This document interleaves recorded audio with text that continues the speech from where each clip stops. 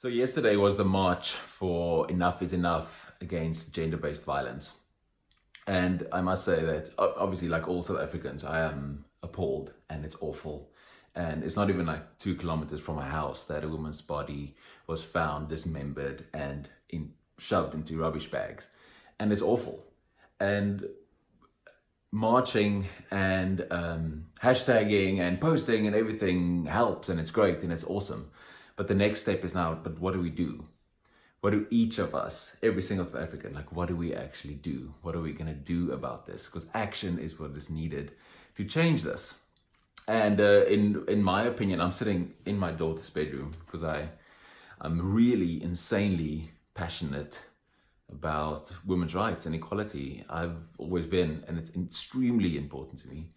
And what's also important to me is creativity and what we make, like the work that we do.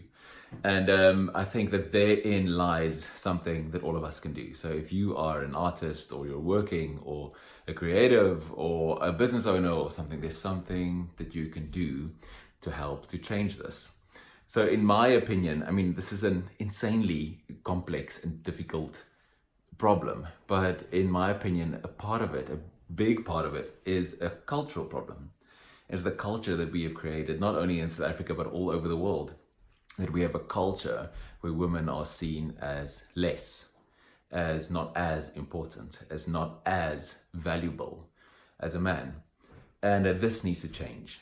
And the way that you change culture is by changing the shared meaning, because that's what culture is. It's shared meaning.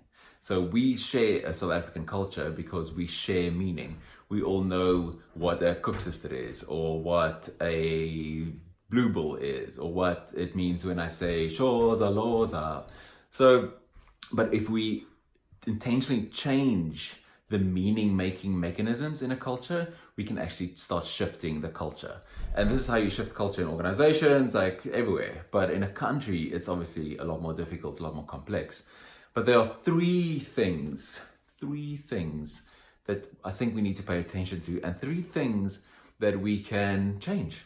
That we can change in our businesses, that we can change in our lives, that we can change in our social circles, the way that we talk. Three things that you can actually start changing and doing about the way that you live, and it will help to shift the culture, a culture where women are viewed as less. So the first thing, and probably one of the biggest one that carries culture, is language. The way we talk about women. And I mean, I am guilty of this. I think many men are guilty of this. Many women are guilty of this as well, how we talk down to women. And it's something that grates me. The saying, like that little thing, it makes me so angry. I want to freak out. Like it's when you say, oh, you throw like a girl, or such a girl. It's awful. Like it's awful language. How are we supposed to raise girls that are proud of to be girls if we keep on using like a girl as an insult? There's that beautiful Always campaign that I always show when I do talks and stuff, and about how damaging that is. And it's something that needs to stop. Like if you've ever called somebody, such a girl, or a sissy, or, I mean, that's gender violence. That's awful. And it should stop. And we should have no part of it. And I think language also, the way that we talk, the way we tell jokes. Like, jokes demean, and they can demean. And it's something, you know those conversations, the ones that happen around the fire or in the bar. Those are awful. They're damaging. And also the way that you talk to your son. If you're telling your son like, oh, you're such a girl, or, I mean, that also teaches him that girls are less. And the way that we talk to girls, I mean, we talk to girls like, you're my little princess, you're so pretty, you're so cute, you're so this, you're so that. And that's beautiful and fine, but it's so different than the way we talk to boys. The way we talk to boys is like, you're a champ, you've beat them, you've won, you're the victor. It's all of that kind of language. And that needs to change. There's actually an app somewhere that helps you to get better language when talking to girls. So that's like a massive thing. And the stories that we tell. The stories that we tell in books, the stories that we tell in movies, the stories that we tell in series, they demean women so often. And this is wrong and should stop. And they make women out as dumb or objects. And it's not good. I mean, some of the animation movies they're so awful. Like a woman stuck in a tower, big phallic symbol, and then a man has to come and rescue. Like, it's bad. It's so awful. Cinderella is my worst. Like, she makes no decision throughout the entire movie. Nothing. She just falls asleep. Sleeping Beauty, not Cinderella. Cinderella gets rescued by shoes, rescued by fashion. Like, oh my, I cannot even deal with this. And so first thing is language. The second thing is symbols. The symbols that we use in our culture, the imagery that we produce. I mean, we live in an image-driven culture. Instagram is like the biggest thing on the planet. Like, it's got 1 billion active users every single day. And the images that we all produce, what do they say about women? And if you're a business owner or a marketer or an advertising guru, whatever, like, what are the images that you're producing in your organization? What are the images that you're putting out there? Because these translate back into culture. This is the way that we share meaning. And tied into images is or into symbols is the heroes that we choose. And we place people on pedestals that should not be there. Women that don't necessarily embody what it means to be a woman, and what it means to be strong and powerful and awesome and great and valuable.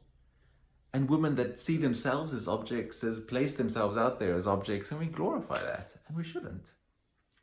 And then the last thing, three, so language, symbols, and ritual.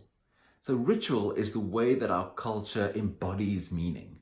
Like, it's a meaning-making mechanism. The marriage, baptisms, funerals, like all these different things, coming of age ceremonies, all these different things. And I think there's like a lot of work that can be done. There's stuff that we can do where we need to almost stock take everything, or do an audit on everything, on language and on images, symbols, and on rituals, and see how many of our rituals are actually making women out to be less. Here's one example. Like, when a boy comes of age, when he starts going through puberty, there's like a big hoo-ha, like, you're awesome, being the man, and it's like, it's celebrated, even if it's just kind of behind closed doors or kind of a little nudge or a nink or something, but it's like celebrated and it's cool. Like, your body is changing, like getting muscles, this is great. But with a girl, it's different. Girls are shamed. Like, when a girl goes into puberty or they start menstruating, it's like, oh, hide it. Here's how you hide it. Here's how you not show the world. And the ads do the same thing. They go, here's how you hide it. So girls are taught to go inward and shadow and cover up, and boys are taught to open up and to show the world. And that needs to change. Like, for our girl, when she goes into puberty, we're gonna celebrate it and say, your body can make life now. This is amazing. This is beautiful. It's not something to be ashamed of. So I think there's a lot of work to be done. And I think it's very practical. There's something in there each of us can do. And if you own a business, you need to think about the products that you produce, the services that you produce, the imagery that you produce. How are they adding to a culture, even if it's unintentional? How are they adding to a culture that makes women less? And that's not good, and that we can change. And hopefully, if we all do a little bit and we all start changing our language, changing our symbols, similar to the way that we think about racism. Like, it's not acceptable to use the K word anyway, right? And it shouldn't be acceptable to say such a girl. That's not acceptable. That's not okay. And so there's a lot we can do, but we need to take action, and we need to start fixing this every single day and change the way we talk, the way we create work, the way we tell stories, the way we do symbols, the way we do rituals. We need to change that.